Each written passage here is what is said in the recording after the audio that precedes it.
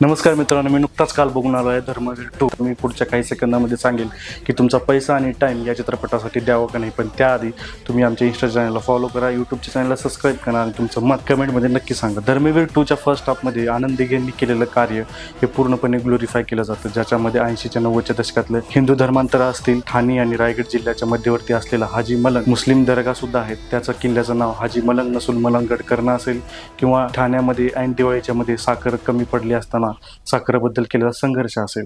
या अशा प्रकारे फर्स्ट हाफमध्ये आनंद दिघेंचं केलेलं काम पहिल्या हाफमध्ये होतं. सेकंड हाफमध्ये पूर्णपणे स्टोरी चेंज होते आणि धर्मवीर आनंद दिघेंची याचा चित्रपट नसून कुठेतरी तो एकनाथ शिंदेचा चित्रपट वाटतो.